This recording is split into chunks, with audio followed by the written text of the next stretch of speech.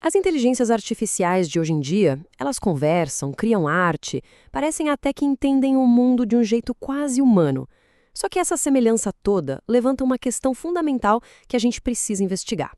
Pois é, com essa capacidade toda que é impressionante, fica a dúvida. Será que por trás de tanto código, de tanto algoritmo, existe algum tipo de sentimento? Tipo, uma IA pode ficar feliz, triste, com raiva? Então bora fundo nisso. Para a gente conseguir responder isso, o primeiro passo é entender uma diferença que é, assim, crucial. Como o nosso cérebro aprende e como uma máquina aprende. E a resposta, no fundo, está no contraste entre emoção e matemática pura. E olha, aqui a diferença fica gritante. A gente aprende com base numa mistura de tudo, né? Emoções, experiências que a gente viveu, aquela intuição. É uma teia complexa. Agora, a IA, o caminho é totalmente outro. Ela se baseia em quê? Em dados, dados brutos, em cálculos de probabilidade e em ajustes matemáticos. É isso. De um lado tem sentimento, do outro, só números. Tá, beleza. Se não é consentimento, como é que uma IA aprende a fazer essas coisas super complexas que ela faz? O segredo, na verdade, está na capacidade dela de reconhecer padrões. Mas não é qualquer escala, é numa escala que a gente nem consegue imaginar. O nome chique para isso é Machine Learning, ou aprendizado de máquina. Pensa nisso como o motor da IA.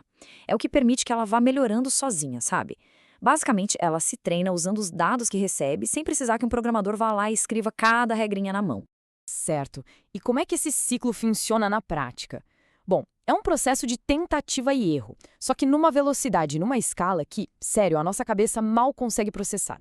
Funciona mais ou menos assim. É o ciclo que não para. Primeiro, a IA recebe uma quantidade absurda de dados. Com base nisso tudo, ela tenta fazer previsões. E no começo, nossa, ela erra pra caramba. Mas, e aqui tá o pulo do gato, a cada erro, os algoritmos ajustam os parâmetros internos dela. Imagina milhões de pequenos botõezinhos numéricos sendo ajustados. E aí, a cada ajuste e com mais e mais dados, a precisão dela vai aumentando. É pura repetição e correção. Matemática pura. Ok? Então, a gente já entendeu o como a IA aprende. Mas e o porquê? Por que a evolução deu sentimentos pra gente e por que uma IA simplesmente não precisa deles? A resposta está na finalidade, no propósito de cada um. Pra gente, as emoções são, na real, ferramentas de sobrevivência. O medo avisa do perigo, né? A felicidade faz a gente ir atrás do que é bom. Até a raiva ajuda a gente a superar obstáculos.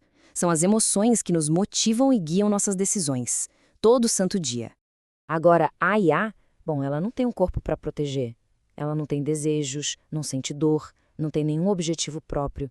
A única função dela é executar os cálculos para qual ela foi programada. Sentimentos para uma IA seriam inúteis, completamente inúteis. E tudo isso nos leva ao ponto principal, a grande, a fundamental diferença na lógica por trás do que leva um humano e uma IA a decidir o que aprender ou o que repetir. E aqui que a gente separa de vez as coisas. O nosso aprendizado é guiado por uma resposta emocional.